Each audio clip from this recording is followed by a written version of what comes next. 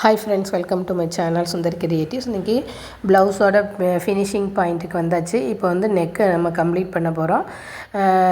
அதாவது ஷோல்ட்ரு பார்ட்டை ஸ்டிச் பண்ண போகிறோம். ரெண்டு நல்ல பக்கம் ஒன்று போல் வச்சுக்கோங்க. வச்சுட்டு 1/2 இன்ச்சு நம்ம கேப் விட்டுருப்போம். அந்த 1/2 இன்ச்சு ஸ்டிச் பண்ணிக்கோங்க. பேக் ஸ்டிச் கொடுத்து டபுள் ஸ்டிச் கொடுத்து இதை கம்ப்ளீட் பண்ணிடலாம். நான் ஒரு ஷோல்டர் தான் கொடுத்துருக்கேன். இன்னொரு ஷோல்டரும் இதே மெத்தடில் ஜாயின் பண்ணிக்கோங்க. ஜாயின் பண்ணிவிட்டு அடுத்து ஸ்லீவு ஜாயின் பண்ணிடலாம். ஸ்லீவ் நான் ஆல்ரெடி செக் பண்ணிவிட்டு எனக்கு கரெக்டாக வந்திருக்கு. நம்ம எக்ஸ்ட்ரா கிளாத்தும் கொடுத்து அட்டாச் பண்ணியாச்சு. அதனால் நம்ம அப்படியே வச்சு நம்ம ஸ்டிச் பண்ணுறோம். ஸ்டிச் பண்ணும்போது இழுத்து பிடிச்சி ஸ்டிச் பண்ணாதீங்க, பார்த்து கரெக்டாக கொடுத்து ஸ்டிச் பண்ணுங்கள். நான் வந்து குடஞ்சி கட் பண்ணலை, அதனால் இப்போ லைட்டாக கட் பண்ணி விட்டுட்டு நான் அப்படியே ஸ்டிச் பண்ணுறேன்.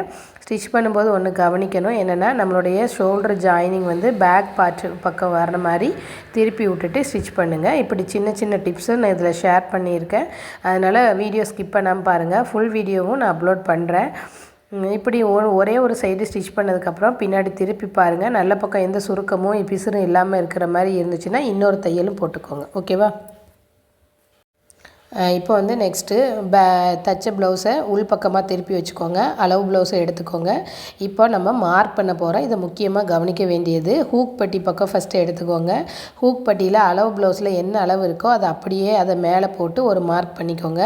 அடுத்து நெக்கு பக்கமும் ஆம்கோல் பக்கமும் கையை கரெக்டாக எடுத்திங்கன்னா அதில் ஒரு லைன் வரும். அதுக்கு நேராக ஒரு மார்க்கு, அடுத்து ஸ்லீவுக்கு நேராக ஒரு மார்க். இந்த மாதிரி மார்க் பண்ணி டாட்டட் லைன் போட்டுக்கோங்க. இதே மாதிரி வி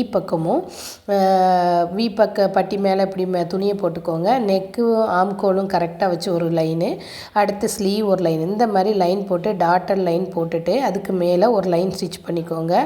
இதுக்கப்புறம் நம்ம லூஸுக்காக ஒரு 4 தையல், ஒரு 3 தையல் போட்டாலே போதும். 3 தையல் போட்டுக்கோங்க. ஒரு தையல் போட்டுட்டு பின்னாடி திருப்பி பாருங்கள்.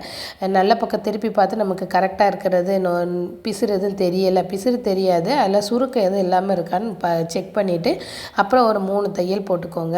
ஓகேவா? இந்த 3 தையல் போட்டுட்டு நிறைய துணி உள்பக்கமாக இருந்தால் கூட நமக்கு உள்ளுக்குள்ளே துணி வந்து மடங்கின மாதிரி இருக்கும். அதனால் ஒரு 2-3 தையல் போட்டுட்டு எக்ஸ்ட்ரா உள்ளதெல்லாம் கட் பண்ணி விட்டுருங்க. இந்த மாதிரி சின்ன சின்ன டிப்ஸ் எல்லாம் நம்ம ஃபாலோ பண்ணால் ப்ளவுஸ் நீட்டாக தச்சிடலாம். இந்த வீடியோ பிடிச்சிருந்தால் லைக் பண்ணுங்கள், ஷேர் பண்ணுங்கள். தேங்க்யூ.